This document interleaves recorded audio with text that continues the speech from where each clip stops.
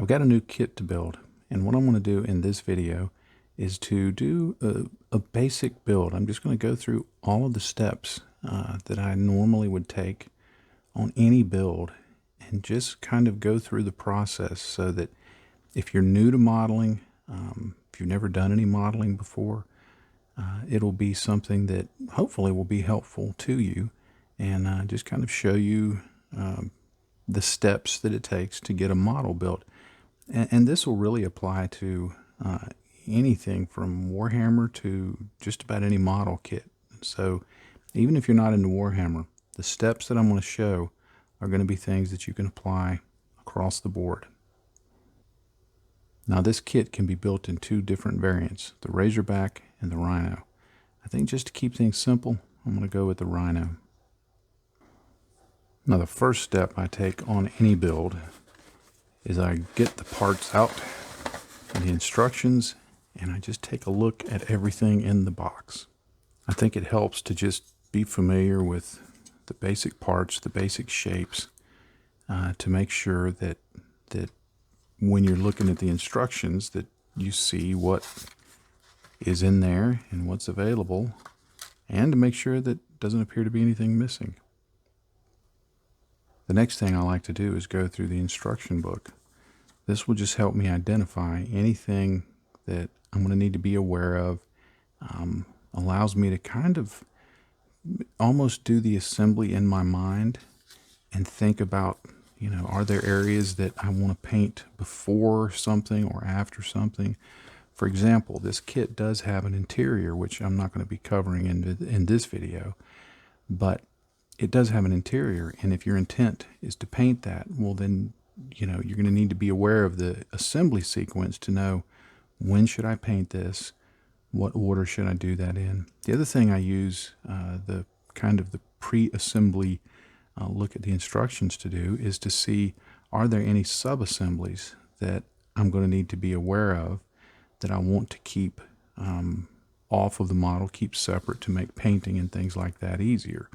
Now, I know from experience that on the Rhino, because I'm going to have it as a closed hatch version, really the only sub-assembly that I'm going to need to keep separate will be this gun on the top. I'll leave that off, but the rest I can put on. But if it were a kit, if you're building the Rhino or the Razorback, you may want to leave the gun off. If you were having some of the crew standing in the hatches or anything like that, you may want to leave them out until later on in the build. So evaluating the instructions for the build order, I think, is a very, very important step along the way. Sometimes I even make notations with a pen. The other thing that I do that's very important, and it's important in this kit, is I look at the instructions to identify where the breakdown between the two variants is. Now, Citadel has made this very convenient because they tell me right here that to make the Razorback, you follow steps 1 through 4, and to make the Rhino, you follow steps 1 through 3, and then step 5. So that's a real simple breakdown.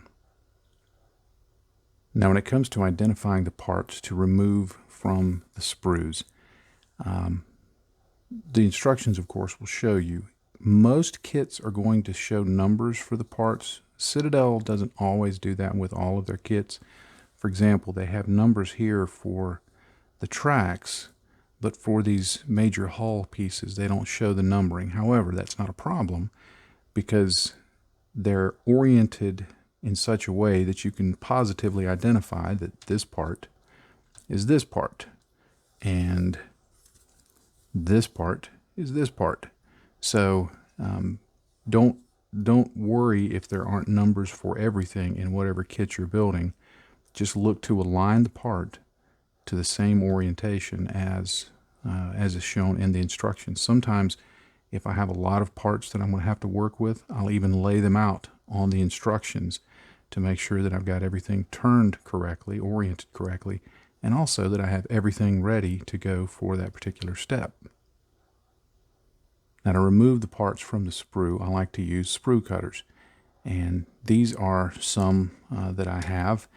This one is just a fairly generic one from a local craft store, and they I've had them for years. They work great. I think they were probably around $10 or $12. And I mostly use these now for very large cuts or cuts with very thick plastic, but it's handy to have several pairs standing by. These are very similar to these from the craft store, but these are actually from a company in Japan called God Hand. Now, they make some very nice, very expensive sprue cutters, but I found these God Hand GN 125s. They work really, really well. They've got a little narrower point than this other set, not by much, but a little, that allows fine control. They're very sharp, and they've lasted a long time. I like using those. My favorite pair, and I think this is the best balance of precision and cut and price, are these side cutters from Tamiya. Now, the difference you'll see is that they have a slimmer cutting surface. They're more flat on the bottom. They just got a finer point so that you can really get in between things and do some precise cuts. They're very sharp and they work really well. These are my go-tos for every project I do, so I really like these. These were about, I want to say they were about $25 on Amazon. There are more expensive options available. If you're building a kit where you're not going to paint it, then having some of those more expensive options might be useful because they are very sharp and cut very well, and you don't have to do a lot of cleanup, which can be important if you're not going to be painting the kit. However, because I paint everything that I do, I don't worry about buying really expensive cutters because I know I'm going to be able to sand back any of the nubs. And if you're wondering what a nub is, we'll get to that. To remove the parts, I need to cut all of these sprue attachment points. And unfortunately, Citadel likes to use lots and lots of sprue connection points that are very thick, but that's okay. I can work with it. Now, the temptation might be to cut it as close to the plastic as possible so that you don't have anything left to deal with. But sometimes in that process, you'll leave a gouge in the plastic itself. And so to avoid that, what I do, instead of putting the nippers right up there flush like that to make the cut, what I actually do is either pull back a little from it and cut off so there's a little bit of excess like that, or if you're not confident in your ability to pull back a little bit from the edge, but you still want that space, you can actually flip it around. And instead of putting the flat edge against the model like that, you just flip it around and it builds in its own gap. And when you cut it, you've got a built-in little space there, and you've cut it away from the edge of the sprue connection point. Now you can see I've left on a little bit of an exaggerated amount so you can see, but there's the sprue connection points for what I just cut. Now what I do is I do a second cut. I call this the two-cut method, and I'm sure I'm not the only one who calls it that. But for whatever reason, if you cut it flush against that off the sprue, you have a much greater chance of it leaving a gouge. But once I have that off of there, if I can put my cutters almost flush to it like that, but I don't push down. A lot of times the temptation is to push it down as far as you can and push against it for a very clean cut, but I actually just let it sit kind of loose and do that, and it still leaves just a little bit of a nub there. You can tell this is take two because that was another nub, and I just go through and I clean those up like that. It leaves just a little bit of a rough edge. Now there's several ways to deal with those nubs. One is you can take a number 11 blade and what's called an X-Acto knife or a hobby knife, and you can gently shave that away, just like that. That requires some precision, and you don't want to dig down into the plastic. You just want to wait until you get a little resistance and just kind of shave it back a little bit. That's one method. Now, before you drop a comment down below and say you should never cut towards yourself, yeah, if you're opening boxes or stuff like that where you're making big cuts, yeah, you never cut towards yourself. But if you try to do this by sliding it away, it's gonna lose control. If you're using an X-Acto knife, get it gripped really tight, and I like to use the base of the knife, and I've got my hand anchored against the part itself, and I'm not letting that go anywhere. So I've got it under very great control. But do be careful when you're using this knife. Another thing I like to do is I don't always replace the blade for each new project. I prefer to work with a dull knife because I can control it better. However, a safer method that I like to use is a file. Now, this is a file from Tamiya, and it's designed for modeling, and you can tell that I've used it quite a bit.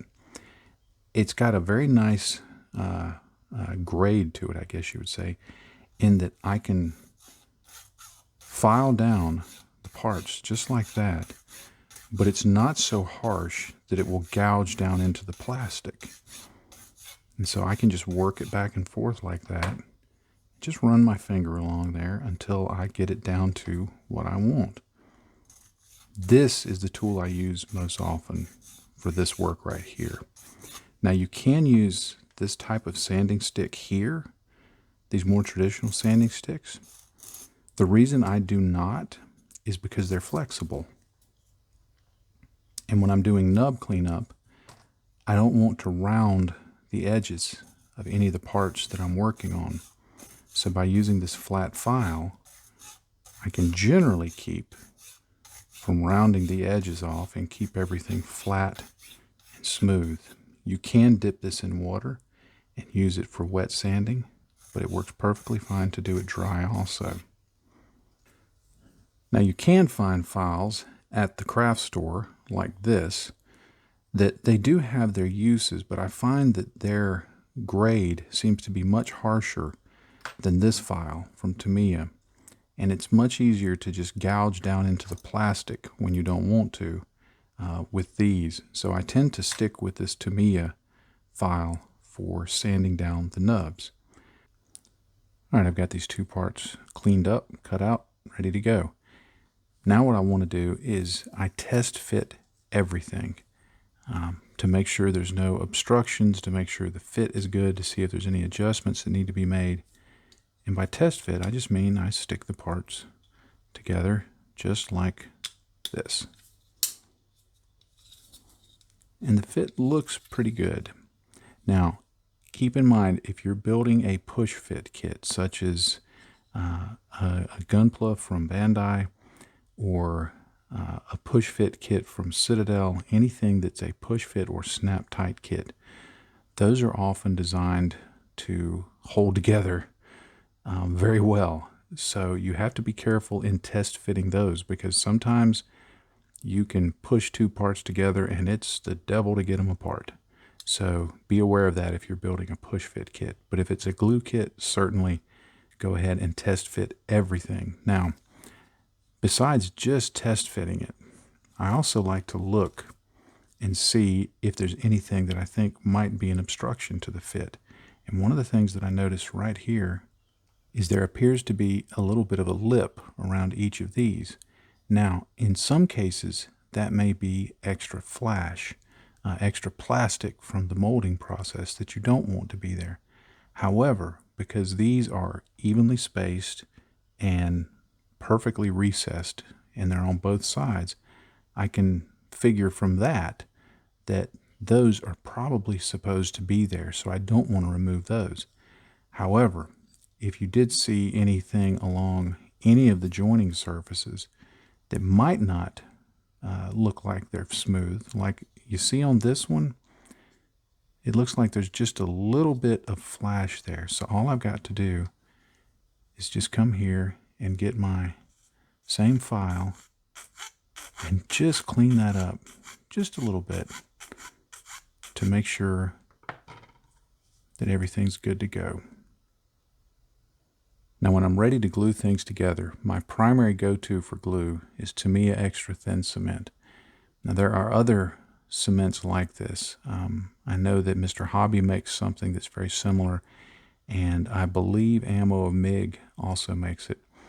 What distinguishes this cement? One, it's very thin so that it flows easily, but two, it's what's called a welding cement or a bonding cement, in that it very quickly will begin to melt the plastic a little bit. So when you push the parts together, it's literally melting the plastic on one side to the plastic on the other, and when it dries, it becomes much more of a single bond rather than just two parts stuck together like it would be with super glue or something like that.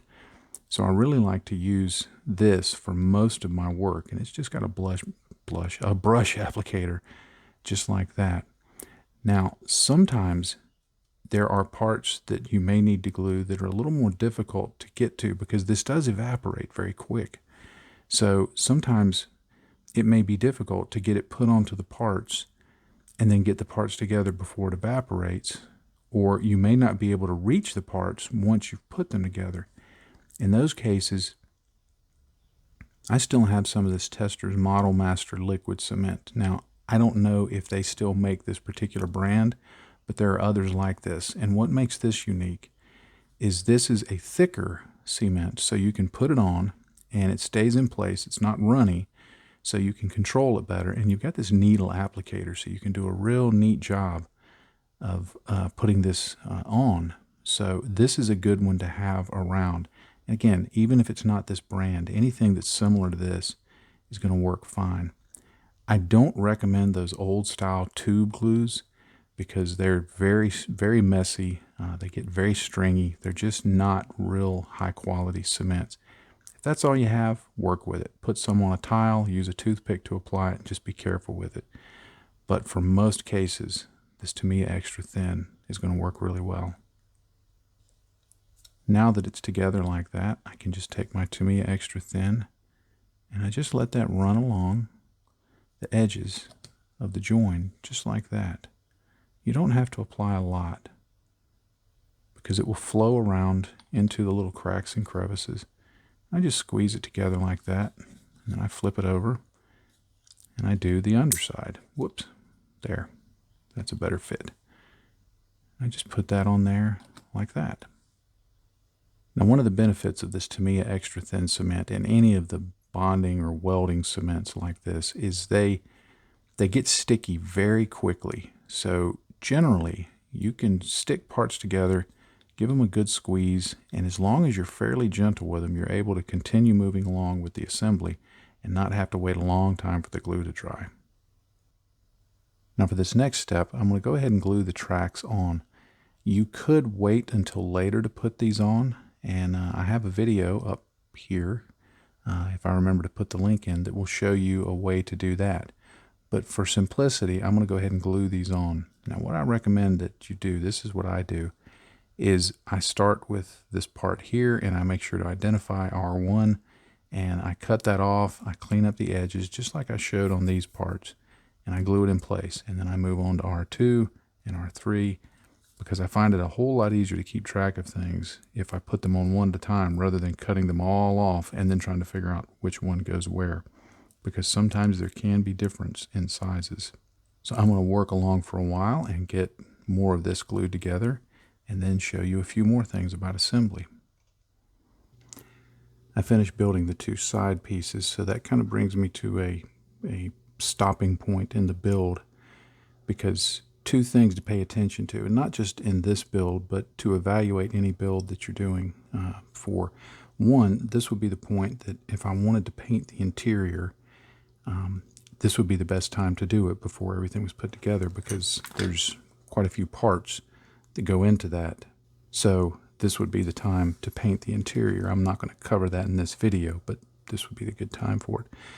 But the other point to consider is when you get to a major point in the assembly where you're assembling the bulk of the model essentially, this is a time when you want to be sure to dry fit the assembly very well several times. Make sure you identify any problems of fit or where parts aren't going together well. so that you can make adjustments to them, either through maybe you missed a nub mark, or there may be some casting flaws, or maybe just because of the engineering, two parts don't fit together really well, and you may need to sand or cut some parts away very carefully, and test fit again to see, does that improve the fit. So that's what I'm going to do here.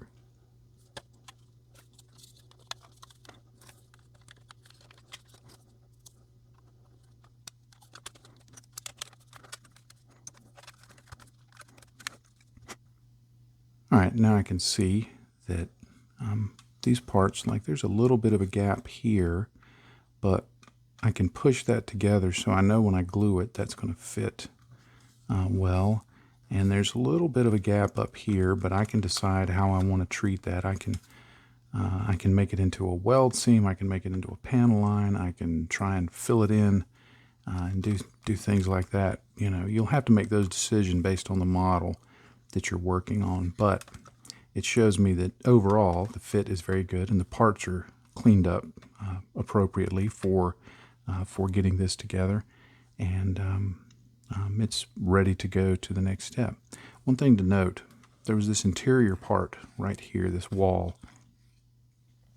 If you're not going to be painting the interior of this model, or any model really, if there are parts on the interior, structural parts, that may not be seen, I recommend putting them inside the model anyway, because there's a good chance that the engineers, when they designed the model, intended for that to be something that held things together, that provided some support or some stability or some connection point that was important to the overall structure of the model. So even if it's a part that you're thinking no one will ever see, I recommend gluing it in, and or at least some of those parts, just so it will maintain structural integrity and strength and things like that. All right, all that's really left to do is, once I get this glued together, is glue on a few more exterior parts, close up the top here, and it'll be ready for priming and painting. Okay, I've got everything assembled, and you can see I put on a little radar dish and the hatch and the eagle up front and these hooks and just a few other little bits and pieces to finish it off. You could certainly finish it with whatever parts that suited your needs if you were doing this build. I also drilled out the exhaust ports, but that's certainly not a requirement. And then for priming, I just used light gray. I used a rattle can primer I used Vallejo rattle can primer, but you could use any brand of primer you wanted, or airbrush priming. The main thing is you want to get some kind of primer down on the plastic before you start applying paint. Now, if you're not familiar with choosing the color for your primer, what you want to do is just look for a color that's either going to get you to the color you want the fastest, or going to be fairly easy to paint over. And by that I mean, like, I'm going to be painting this with a darker blue, but I want it to be a brighter blue finish, not kind of a desaturated look. So I went with a lighter gray because the blue will go over that fairly easily.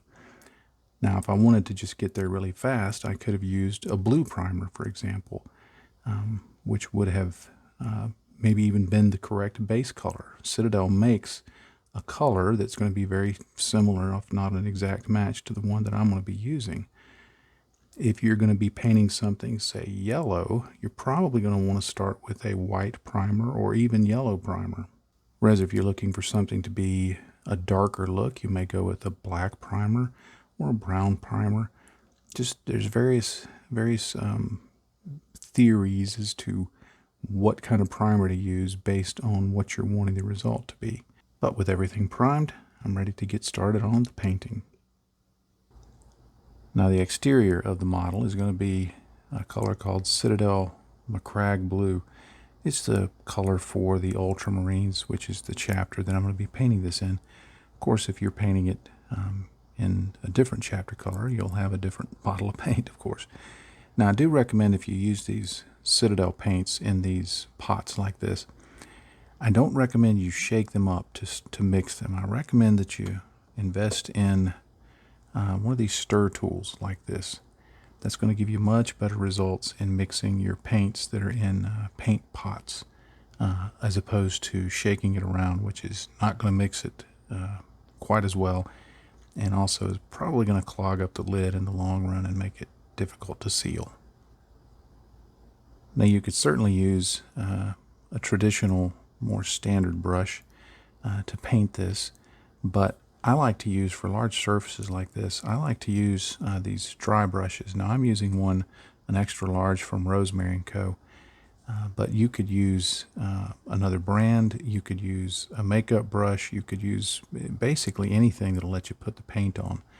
Now I've got the paint in my palette here, and I've thinned it maybe not quite 1 part paint, 1 part water. There's a little more paint than there is water. But the idea is you want to make sure to get very thin coats applied. And instead of doing traditional brush strokes, I find that it works really well to do this stippling motion like this.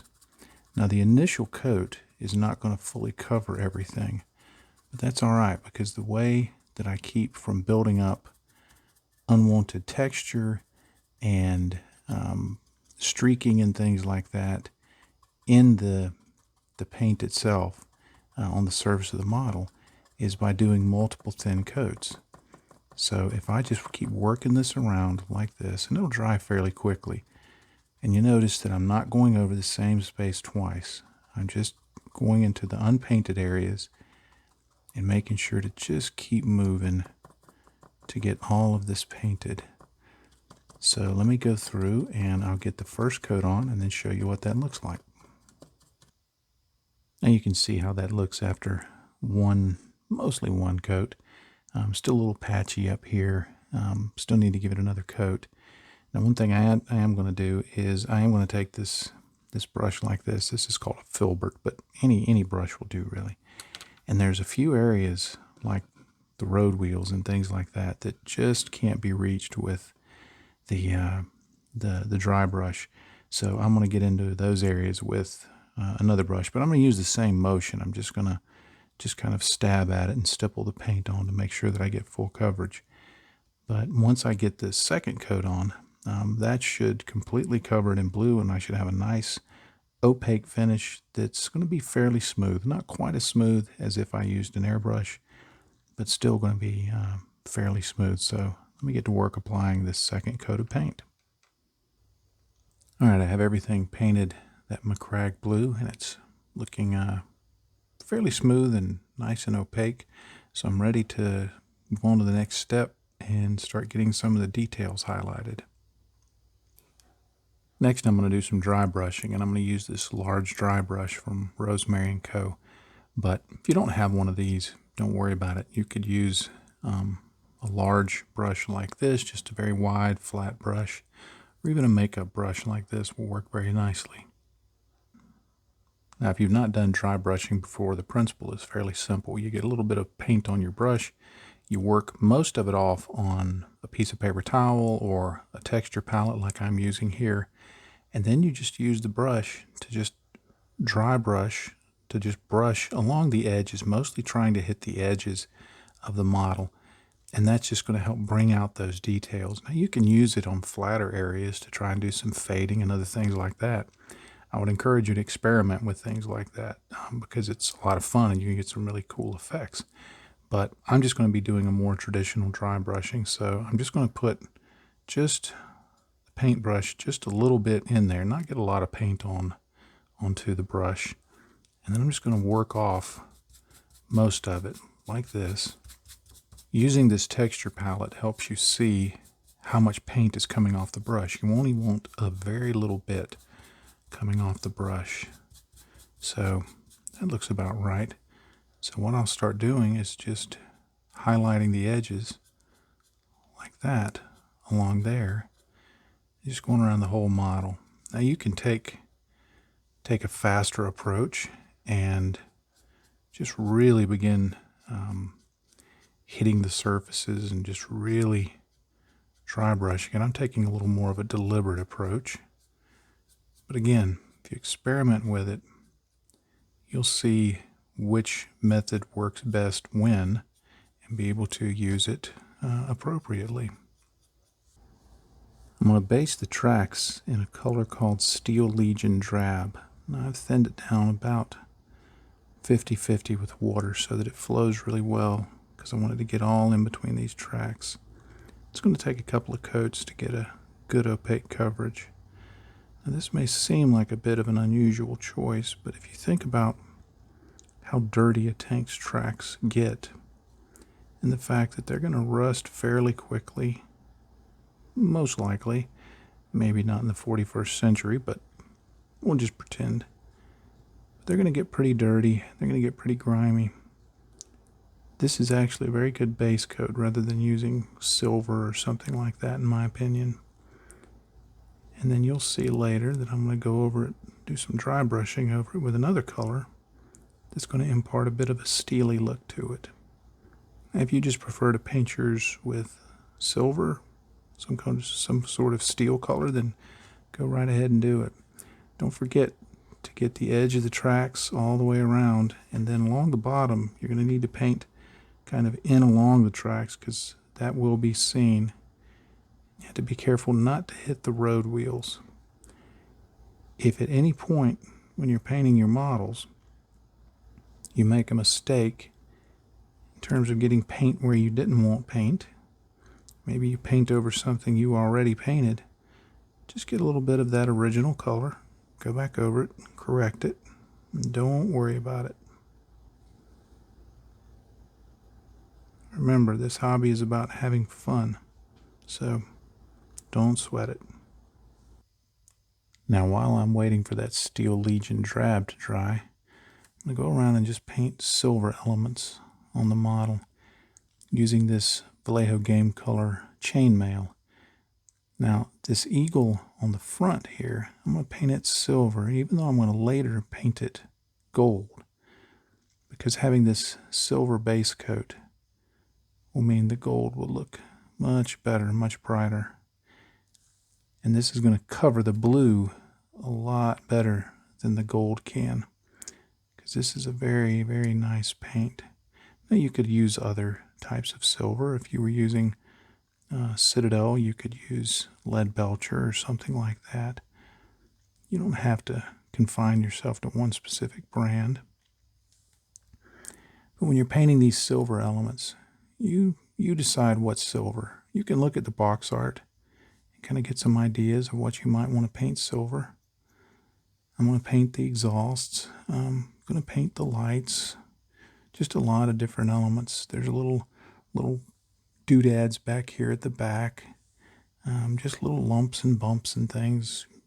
It's up to you. Whatever you think needs to be silver, just make that silver. I'll paint the Imperial Eagle here on the front using Dragon's Gold from 2 thin coats paints.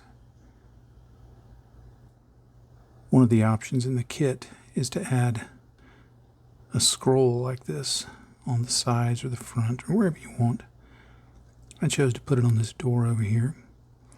I'm going to use some Trooper White from 2 thin coats to base this.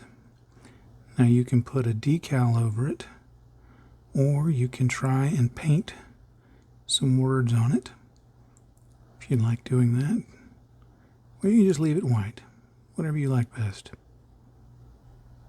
Also, anywhere where there's lenses or viewports or anything like that, I'm going to base those in this Trooper White so that when I put a brighter color over it later, it'll stand out really nicely. Now I'm going to use some Vallejo Neutral Gray. I'm just going to carefully dry brush along these treads here, just to kind of give it a bit of a steely look. Now if you do want to paint onto your scroll over here, what I recommend you do is you kind of draw a line with a light pencil about halfway, and then you plan your letters from the middle back. So if you're going to have 8 letters, then you're going to need to have 4 on this side and 4 on this side. And what I recommend you do is you just lightly draw those in And this will just give you a guide for your paintbrush. And once you get it done, you can go in and just paint over any stray pencil marks with either of the two colors. I'm going to use Vallejo Black Gray on this. Now, for the painting, I recommend using a very pointy liner brush. This is a size 2.0 from Rosemary & Co., and it's a Series 88, one of their liner brushes, or I think they call it a rigger. So that's a very good paint for doing that. And I thin the paints down so that it's very thin, flowing almost like ink, and I just touch it off on the paper towel so that it doesn't flow very much. And I just draw it in like you would if you were using a pen. I'm going to have to do this off camera so I can see what I'm doing, but I'll show you what it looks like when I'm finished. Well, that's certainly not perfect, but I managed to thrash it out, so I'll just set it aside and let it rust in peace for a few minutes and then get on with the rest of the model. Now I want to add a little bit to the shadows. I want to make them a little deeper. I'm going to use this Agrax Earthshade from Citadel. I'm just going to put that in there using this liner brush just to help bring out the recesses and the shadows and things like that. Now you could do an all over shade and then go back and neaten up with your base colors. Or you can do like I'm doing and just try to be a little more precise and put it in like this. And if it does get any pooling or any staining where you don't want it, you just go back in with the base color and touch it up. Now the great thing about choosing this color is I can also use it on the gold. The reason I chose a more brown color is I wanted just to give it kind of a bit of a dirty look. If you were going for a more clean look, you might use a black shade or even a very dark blue. And if you don't have a shade, then just take a dark paint, a dark brown or black or something like that, and thin it down with water or some medium if you have it, and just flow it right in there. You don't necessarily have to have the shades like this. They just make it a little easier because all you have to do is give the bottle a good stir, then pop it open and go to town. Now on the headlights, I'm going to use some Vallejo Fluorescent Yellow. And I'm going to put this on very thin so I can kind of control the effect. I'm going to try to be careful and paint it inside the light area and leave the grill around it silver. But if I mess it up, I can always go back and paint the silver over it. I'll just put on a coat, let it dry, add another coat until I get it exactly like I want it. Now for these vision ports, I'm going to use Ammo of MIG Metallic Red. It's just a very bright, shiny, punchy red. Now I'm doing this with just single colors. You can certainly do methods that use more than one color to give it a more glass-like and glowing effect. But just to keep it simple for this video and the theme of this video, which is a beginning build, I'm just going to use these single colors. And by using very bright, very punchy colors, it still gives them a little bit of a glow look, a little bit of life to them, that just a plain red or a plain yellow or any other color you choose might not have. I'm going to give the tracks a coating of Seraphim Sepia. It's one of the shades from Citadel.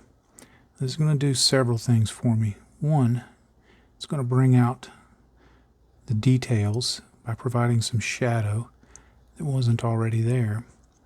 But two, it's going to just give it a rusty, dirty look. It's going to complete the previous two coats of paint that we put on. So this is a very simple treatment for your tracks, but it's a very quick one that doesn't take long to do it all, and it ends up looking pretty good for the effort that goes into it. Now at this point, because I'm calling this a simple build, I could call it done. It's perfectly fine in the state that it's in. If you're using this for gameplay, it's certainly ready for gameplay. If you're building it just for the fun of it, and maybe it's one of your first models and you just want to do the basics, this would be a great point to say, okay, it's done. I'm happy with it. But there may be some extra steps that you want to take. Now, one that I want to show in this video is adding decals. Now, most models are going to come with a sheet of water slide decals, and that's what I've got here. And if you're new to it, it may be a little intimidating, but the principle is really easy. You just simply cut out the decal you want. You get the decal wet. I'm going to show you a simple way to do that. And then you slide it off onto the surface. Now, it's best if the surface is flat and smooth, and quite often it's best if it's glossy. But you may not want to gloss coat the whole model. So what I want to do is show you a very simple method that I just need some paper towel and some acrylic gloss medium and a setting solution, and I can get my decals on, get them looking pretty good, and it's going to be very quick and easy.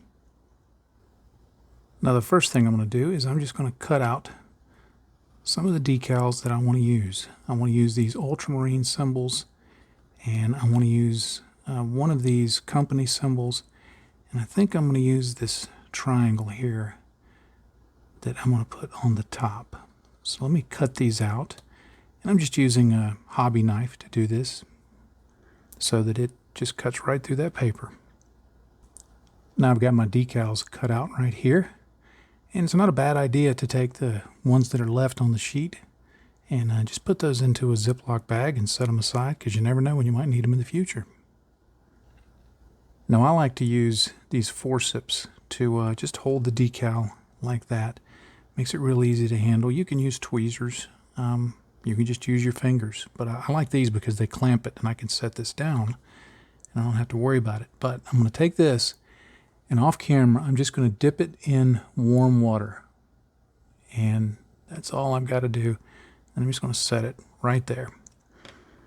And then I'm going to take my brush and I'm going to apply a little bit of warm water to it and just kind of get a puddle of water there on the paper towel. I'm just going to let that sit for a minute while I go on to the next step. Now, in the area that I'm going to put the decal on, I'm going to take some gloss medium and I'm just going to put it on there fairly thick. And I'm going to paint the area where I'm going to place the decal. I'm going to paint the whole area, because while it's going to make that whole area glossy, we're going to go back and add a matte coat to matte that down. But I want to do the whole area because it's going to do two things for me. One, it's going to act as a setting solution, and two, it's going to make a nice smooth surface for the decal to go on. Now what I'm going to do is I'm going to take my decal and I'm going to slide it off of the paper. Now you may not want to use a hobby knife. I've been doing this for a long time with a hobby knife, and it's just my favorite way of doing it. And yeah, I tear decals every now and then, but I live with it. And all I'm going to do is I'm going to position it, and because I've got that gloss there very thickly, it's able to float around. I'm going to get it positioned. I'm going to take a Q-tip, and I'm just going to gently work that gloss up like that. Now it'll still leave a little bit of a film of gloss on there, but that's okay. If you get your decal mispositioned, just use a little bit of water and you can reposition it, just like I'm having to do here. That's the thing you have to remember with decals. It's usually a little bit of give and take with them. I've found of all the things on your model that's going to argue with you the most, it's probably going to be the decal that's the worst. Now, I don't wait much time at all, and what I do is I use this Solvaset decal setting solution, but there are other brands that you can use. I'm just going to get some on the brush. I'm going to paint it fully over the decal, just gently going all around, making sure to cover the whole surface, but not disturbing the decal like I just did. Now, after a minor quick reposition, once you get that decal setting on there, leave it. Don't touch it. It's going to start kind of melting the decal. If you start trying to adjust it after more than a few seconds, you're going to start smearing it all over the place. So I'm going to let that dry, and I'm going to go and put on the rest of the decals. Now the final step I'm going to take is to use some matte medium. I'm using Lahmian Medium from Citadel, but you can use any matte medium. I'm just going to brush on a light coat so that any of that gloss from the gloss solution will just dull down a little bit and make it look pretty much like the rest of the model. And because I painted that whole area, when I put the matte coat over it, it will all have a similar finish. Now, when you put the decal on, if you see any little air bubbles that form in the open areas where there's not decal but there is decal film, if there's any little silvering or little bubbles like that, just take your base color and a very fine point brush and just paint over the little bubble. That's all you got to do, and you'll take care of it right away. Well, I think for the purposes of this video, I'm going to call this model done. It did what I wanted to do, which was just go through a very simple build from start to finish, getting it assembled, getting some basic paint on, getting a little bit of detailing done, nothing too advanced, and hopefully just giving you a good start if you've never built models like this before, or if maybe you're just starting in it and just kind of wanted some, some foundational tips and things like that. Hopefully this has helped you out in that way. Now, certainly I could have done a lot more to weather it, to make it look more realistic, to do staining, to do dirt effects, to do rust effects. There are a host of things that I could have done. And I've got quite a few videos on this channel. In fact, I'll link to one of the playlists up here, if I remember to, that talk all about ways that you can weather your models. So you could take this and apply those things and have a very weathered model. And keep in mind, if you were from the beginning planning to weather the model, it might change the steps, the order of the steps that you might do. For example, if you're going to be doing a lot of chipping, you want to make sure you have your decals on before you do the chipping. You may want to get your panel lining done early, or you may want to do it later. But as you get experienced in building models and weathering them, you'll figure out what works when and how to change the order up to get different effects. But like I said, I think for just a simple beginner build, I think this is a pretty good stopping point. Well, thank you so much for watching this video. I'm very grateful that you've watched it, especially if you're still hanging around at this point. And if you're still hanging around at this point, let's have a little fun. Why don't you drop a comment down below that says, "Hey, Blue Boy, why didn't you put any weathering on?" So if some people read that, they'll wonder, what the heck are you talking about? But you and I will know. You watched all the way to the end, and you're just doing what I asked. So we'll have a good laugh at that. But I hope you've enjoyed this, and thank you for watching. And certainly thanks to the folks who support me on Patreon. I'm grateful. My family and I are grateful for the support that you give. If you would like to support me on Patreon, there's a link down below, so please consider clicking that and just seeing what I offer on Patreon. Basically, if you like the videos that I do, you're going to get a lot more of them on Patreon, so check that out, and I'd be grateful. Well, with all that being said, I'll leave you with one final thought, as I always like to do. In this hobby, if you're not having fun, you're doing it wrong. Happy day to you, friends. Bye-bye.